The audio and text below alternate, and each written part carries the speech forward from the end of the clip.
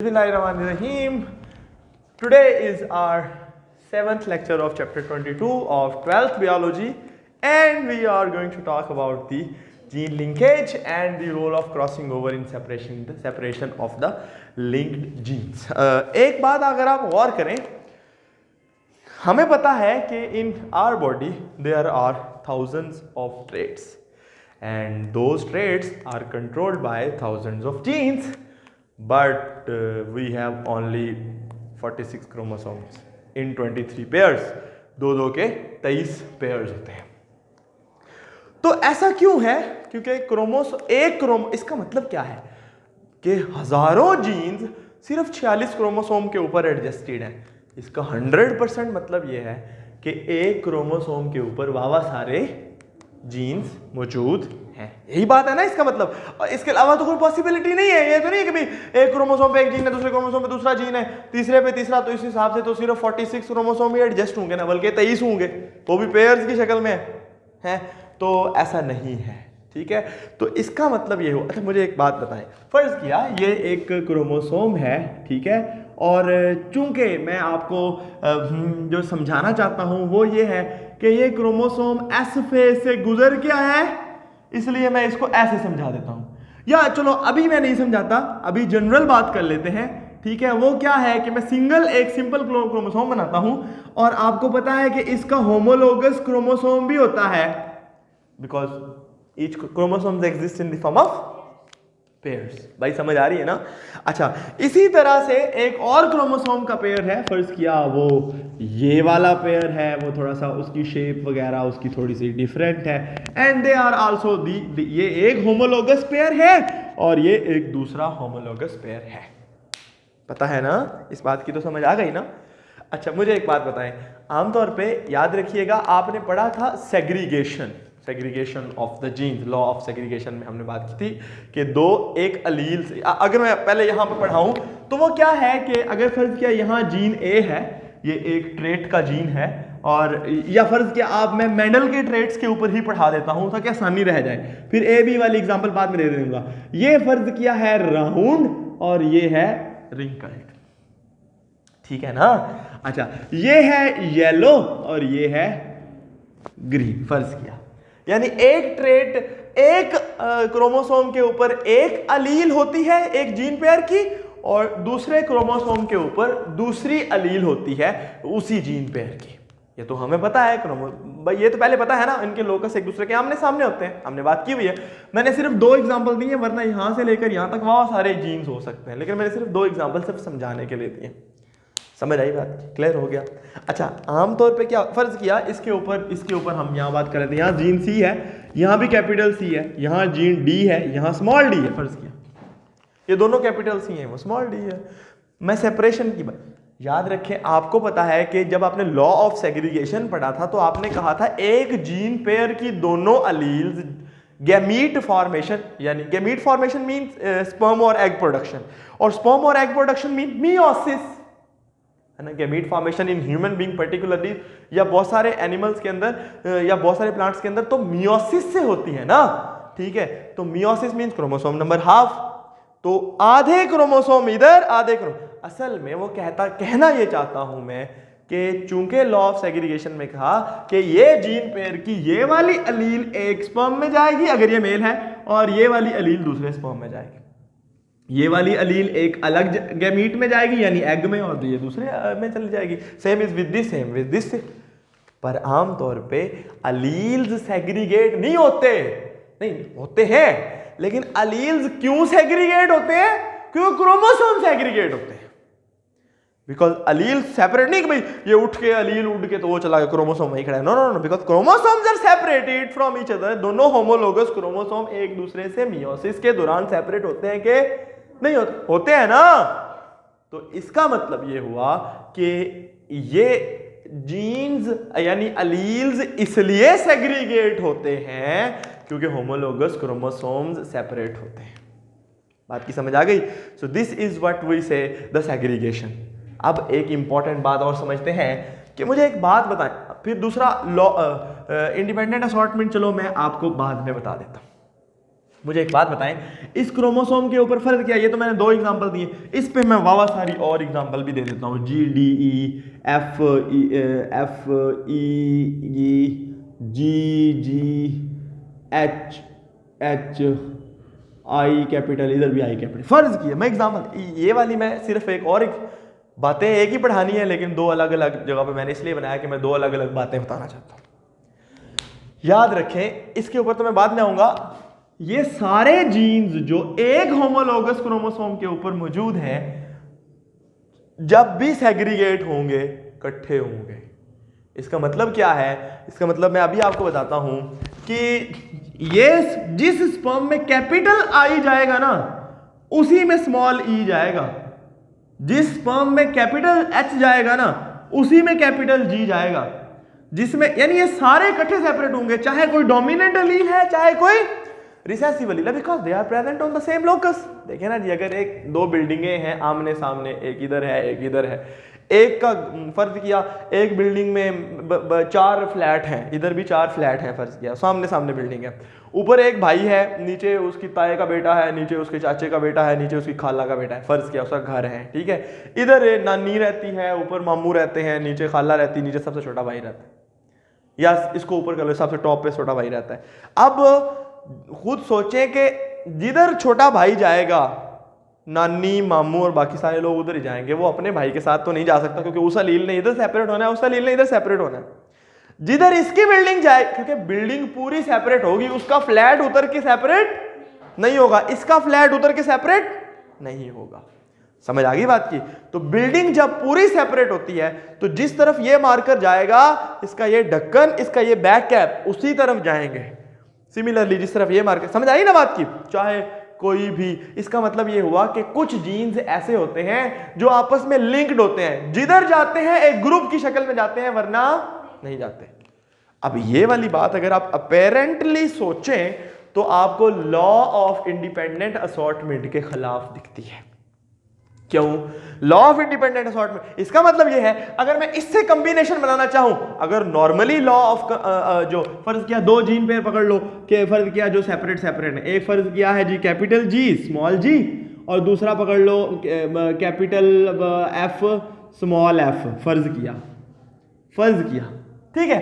अब आप देखें तो कैपिटल जी कैपिटल एफ के साथ भी जा सकता था, कैपिटल जी स्मॉल एफ के साथ भी जा सकता था, लेकिन स्मॉल जी कैपिटल एफ के साथ भी जा सकता था, और स्मॉल जी स्मॉल एफ के साथ भी जा सकता था। Law of conservation, law of independent assortment के मुताबिक, पर ऐसा इस सूरत हाल में नहीं है। जिस तरफ जाएगा ना कैपिटल जी कैपिटल एफ, उधर ही जाएगा, दूसरी वाली ऑप्शन यहां अवेलेबल नहीं है। सही है। और इसी तरह जिस तरफ जाएगा ना अब स्मॉल जी, उस तरफ स्मॉल एफ भी जाएगा, ये वाली ऑप्शन भी नहीं है। तो लॉ ऑफ इंडिपेंडेंट असॉर्टमेंट के मुताबिक तो ऐसा नहीं होता। तो यस, ये बात सही है कि द जीन, अच्छा वो वाले जीन्स जो एक ही क्रोमोसोम के ऊपर होते हैं उनको हम लिंक्ड जीन्स कहते हैं, या उनको लिंकेज ग्रुप भी कहते हैं। मसलन हीमोफेलिया का जो जीन है, ठीक है, गाउट का जो जीन है, सिमिलरली जो एक और जीन है दैट इज कलर ब्लाइंडनेस, ये सारे जो हैं इंसानों के एक्स क्रोमोसोम के साथ के ऊपर लिंक्ड है। समझ आ गई बात की? तो इसी तरह से यानी ये एक ही ग्रुप है, ठीक है, यानी ये एक्स क्रोमोसोम के ऊपर ही होते हैं। सिमिलरली कुछ और जीन्स हैं जो कि एक्स क्रोमोसोम की बजाय वो किसी और क्रोमोसोम, जिस तरह वो एल्बिनिज्म का है, सिकल सेल एनीमिया है, किताब में लिखी हुई है, थोड़ी सी एग्जांपल नीचे करके, ठीक है। तो वो भी एक लिंकेज ग्रुप है। ये एमसीक्यू आता है कि इनमें से कौन सा एक ही लिंकेज ग्रुप का हिस्सा है और कौन सा नहीं है, ठीक है। तो ये ध्यान कीजिएगा कि which of the following is not the part of the same linkage group, ठीक है। तो अच्छा जी, अब आप अगर गौर करें तो लिंकेज ग्रुप और लिंक्ड जीन का आपको लग गया पता। अब एक इंटरेस्टिंग बात है कि those genes which are linked closely, मसलन देखें ये और ये आपस में दूर दूर लिंक्ड है, लेकिन ये I और H आपस में क्लोजली लिंक्ड है। तो जो जितना क्लोजली लिंक्ड होगा उतना ज़्यादा उसके चांस होंगे कि ये फिक्स एक दूसरे के साथ ही रहेंगे, ये दूर नहीं जाएंगे। तो अगर हम देखें तो those which are closely linked do not obey the law of independent assortment. अब ये तो हमें समझ आ गई कि समझ आ गया ना लिंकेज ग्रुप क्या होता है, लेकिन एक दूसरी एग्जांपल दे देते हैं। दैट इज एक और पॉसिबिलिटी है कि जब ये लिंक्ड जीन एक दूसरे से सेपरेट होने की सलाहियत रखते हैं, सही है, वो पॉसिबिलिटी प्रोवाइड करती है क्रॉसिंग ओवर। देखिए ना जी, सीधी सी बात है। आप जानते हैं कि भी मैं यहां खड़ा हूं और एक भाई साहब यहां खड़े हैं, वो मेरा होमोलोगस क्रोमोसोम है। ये मेरे नॉन, जो दोनों मेरे बाजू हैं, ये मेरे सिस्टर क्रोमैटिड्स हैं, वो उसके हैं। ये नॉन सिस्टर क्रोमैटिड आपस में जुड़े, आपको पता है, क्योंकि वो आपस में जुड़ते हैं प्रोफेज 1 में, तो उन्होंने एक दूसरे के साथ मटेरियल एक्सचेंज कर लिया। अब मेरा हाथ उसके दाएं बाजू, मेरा बायां हाथ उसके दाएं बाजू के साथ जुड़ा हुआ है और उसका दायां हाथ मेरे बाएं बाजू के साथ जुड़ा हुआ है। अब वो लिंकेज थोड़ी सी चेंज हो गई है, समझ आ गई ना। अब मेरा जो हाथ था किसी दौर में, वो अब उसका लिंकेज ग्रुप का हिस्सा है, सही है। एक हाथ उसका सलामत है, समझ रहे हैं ना बात को। इससे क्या होता है कि ये जो लिंक्ड जीन होते हैं वो एक दूसरे से अलग होने की सलाहियत हो जाती है, सेपरेट हो जाते हैं। किस तरह मैं बताता हूं, देखें जी, फर्ज किया ये है एक, मैं इस तरह एग्जांपल देता होता हूं आसानी के लिए जरा। ये देखें, फर्ज किया जी एक क्रोमोसोम है, सही है, और ये जो उसका होमोलोगस है मैं वो ग्रीन से बना देता हूं ताकि हमें समझ आ जाए। देखें जी, फर्ज किया मैं उनको एक ही जगह पे जोड़ा है। आपको पता है ना कि साइनेप्सिस होती है, कियास्मेटा बनते हैं जहां पे वो जुड़ते हैं आपस में, पता है ना, और यहीं से क्रॉसिंग ओवर होती है। चलो मैं इसको थोड़ा थोड़ा एक्सटेंड कर देता हूं, क्योंकि मैं जो चीज़ समझाना चाह रहा हूं वो थोड़ा सा एक्सटेंशन से ही आनी है। फर्ज किया तो यहाँ इसको भी थोड़ा एक्सटेंड कर देते हैं, ग्रीन वाले को भी थोड़ा एक्सटेंड कर देते हैं, सही है। मैं ज्यादा कियास्मा नहीं बनाए, एक जगह पे उनको जोड़ दिया। अच्छा देखिए, अगर आप गौर करें तो इफ नो क्रॉसिंग ओवर, अगर तो क्रॉसिंग ओवर हुई ही नहीं, तो इस बात को यहां पे एक दफा पॉज करें। पहले मैं ये बना दूं कि ये बने कैसे, ठीक है। फर्ज किया ये एक क्रोमोसोम है, इसके ऊपर यहां पे जीन ए है, ठीक है, इसका होमोलोगस ये है, उसके ऊपर भी जीन स्मॉल ए है, ठीक है। आपको पता है एस फेज के दौरान क्रोमोसोम अपने आप को डुप्लीकेट करते हैं, तो उस दौरान इसका डुप्लीकेट ये बना, इसमें भी जीन ए ही आएगा, और इसका डुप्लीकेट ये बना जिसपे स्मॉल ए आ गया। पता लग गया ना, नहीं समझ आ रही ना भाई साहब।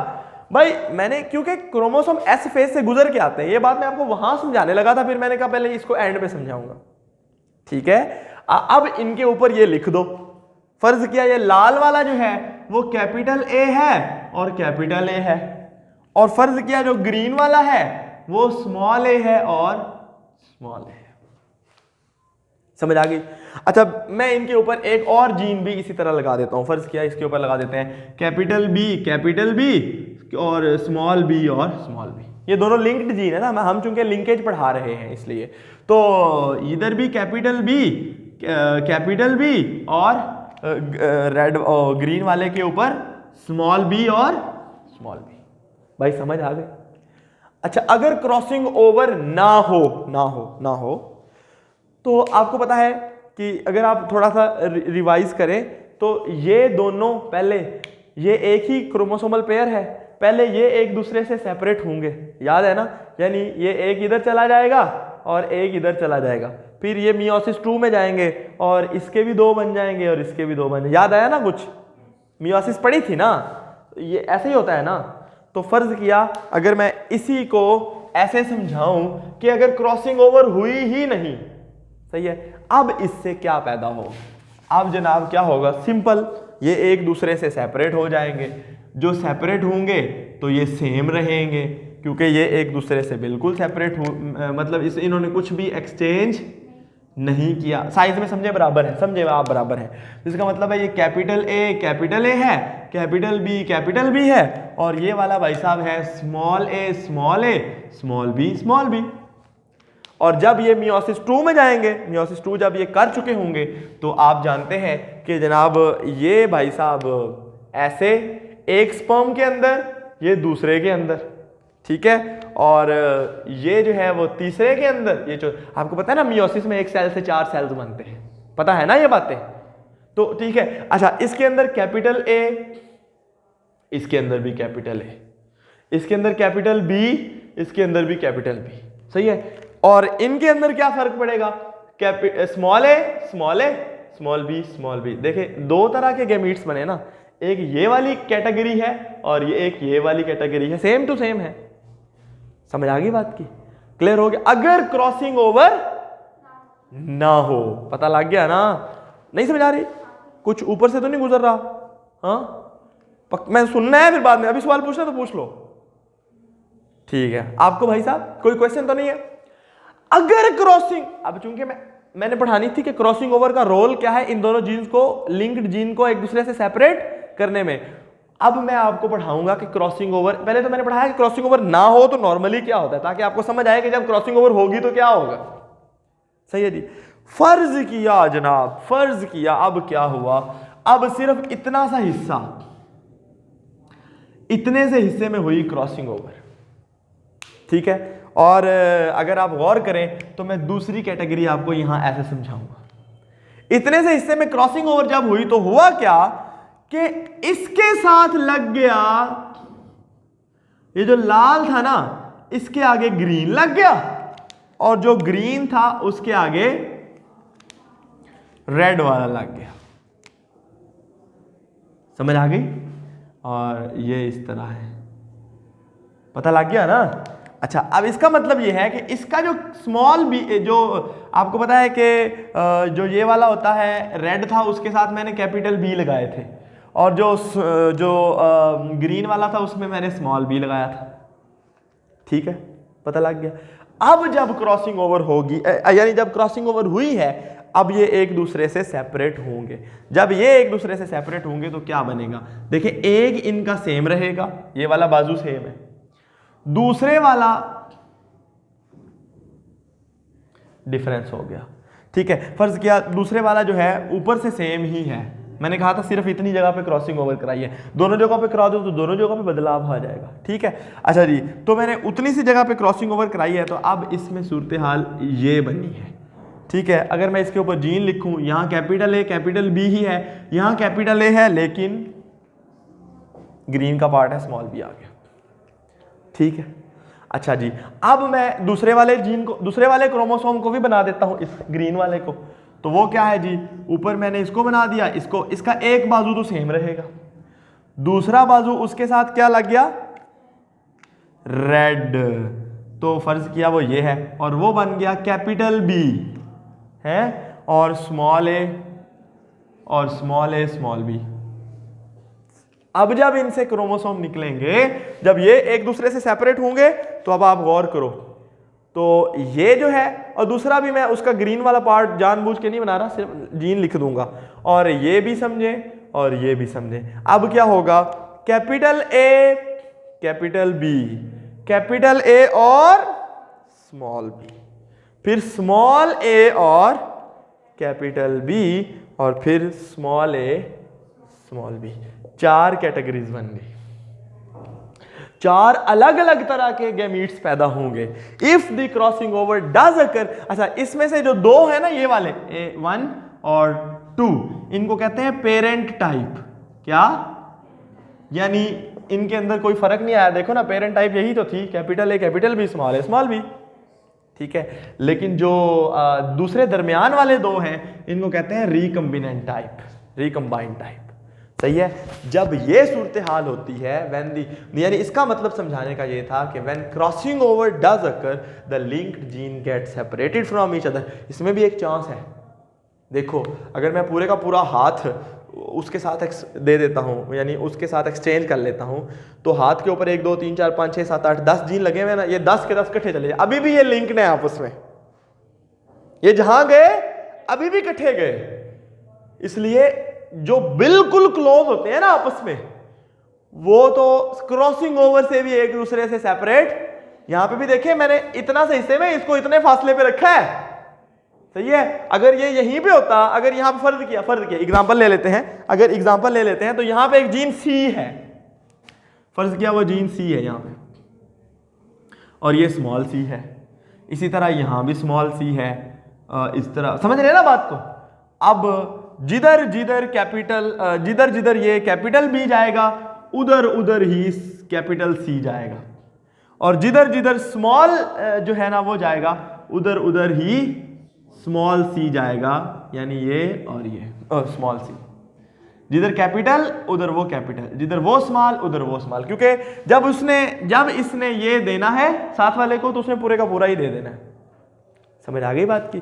तो इसलिए दिस इज व्हाट वी से, लिंकेज क्या होती है, लिंकेज किस तरह से जेनेटिक रिकॉम्बिनेशन पे इफेक्ट डालती है, और लिंकेज जब जो लिंक्ड जीन्स होते हैं वो क्यों एक दूसरे से सेपरेट नहीं होते, और अगर वो होते हैं तो उसमें क्रॉसिंग ओवर का ही रोल होता है। और जब क्रॉसिंग ओवर होती है तो जब वो लिंक्ड जीन एक दूसरे से सेपरेट होते हैं तो फिर और फर्दर चांसेस बनते हैं न्यू कॉम्बिनेशंस के। सही है, यहां तक समझ आ गया, काफी है। चलो जी, आपसे मुलाकात होगी इंशाल्लाह कल। इजाजत दीजिए, अल्लाह हाफ़िज़।